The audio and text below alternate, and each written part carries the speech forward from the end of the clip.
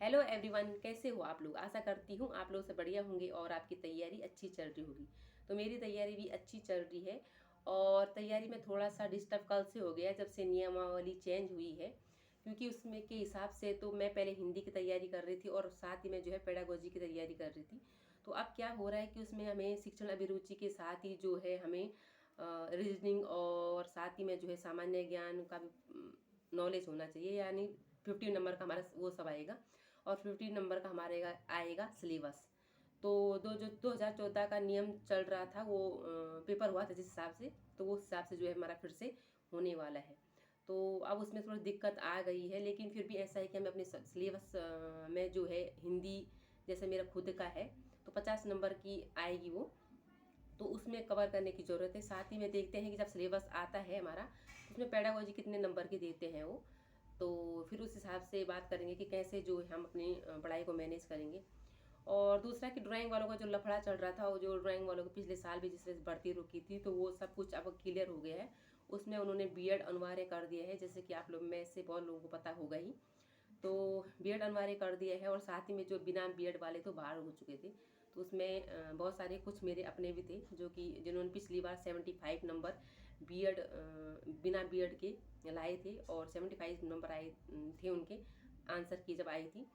तो अब सिलेक्शन नहीं हो पाया क्योंकि उन्होंने बिना बीएड वालों को बाहर कर दिया है। तो इसीलिए कहती हूँ मैं कि सरकारी नौकरी भी जो है अपनी किस्मत की बात होती है। हम मेहनत को कर लेते हैं तो कभी कभी किस्मत में नहीं होता तो वो नहीं मिल पाती है। तो मेरे पास तो अभी सब कुछ है, अभी मैं किस्मत के भरोसे नहीं रह सकती हूँ, क्योंकि मैंने भी जैसे कि सबने वही कोशिश कर ही रखी अपनी अपनी।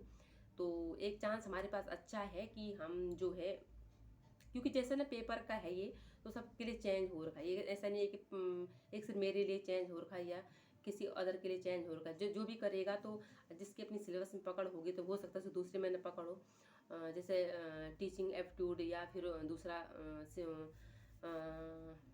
रीजनिंग या सामान्य ज्ञान, तो देखते हैं कितना क्या मिलता है। तो ये सब के लिए ही पेपर एक जैसा ही होगा। तो हम एक पॉजिटिव माइंड सेट लगा के ये चल सकते हैं कि पेपर जो होगा तो वो सबके लिए बराबर है, कि ये नहीं बोल सकते कि उसने ज़्यादा पढ़ लिया या अभी जो हाल में अभी ऐसा है कि जो नए नए बच्चे भी आए होंगे चाहे पुराने वाले भी होंगे, तो दोनों के लिए ही मतलब इक्वल है वो। तो ये कह सकते हैं कि निकलने के ऐसे नहीं बोल सकते कि पहले वाला निकलेगा या बाद वाला निकलेगा। तो फिर भी अपनी तैयारी करते रहो और मैं भी अपनी तैयारी कर रही हूँ। हालांकि थोड़ा सा डिस्टर्ब तो हुए हैं कि जो है हम पहले हम उस हिसाब से पढ़ रहे थे, अब सामान्य ज्ञान भी उन्होंने रख दिया है, साथ ही में उन्होंने वो रीजनिंग भी रख दी है।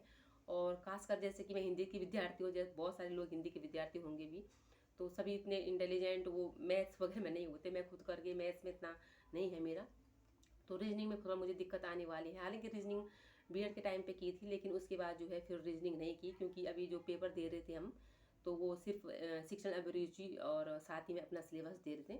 तो अब दिक्कत तो थोड़ा बहुत आएगी, लेकिन जो दिक्कत को हम दूर करने की कोशिश करेंगे और एक पॉजिटिव माइंड सेट लेके चलेंगे कि हमें जो है अपना जो है बेस्ट देना है और साथ ही में जो है किस प्रकार से पढ़ाई करनी है। जैसे सिलेबस आता तो उस अकॉर्डिंग हम अपना सेट कर लेंगे कि हमें किस और ज़्यादा तैयारी करना चाहिए।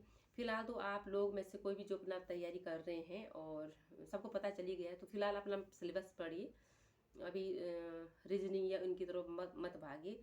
जब सिलेबस आ जाता है तो उसके बाद हम अपने आप को जो है रीजनिंग सामान्य ज्ञान सब की तरफ रख लेंगे। तो फिलहाल मेरे हिसाब से तो अपना सिलेबस पढ़िए और मैं भी जो है फिलहाल अपना सिलेबस पढ़ूंगी। तो आज के लिए इतना, मिलती हूँ आपको नेक्स्ट व्लॉग में।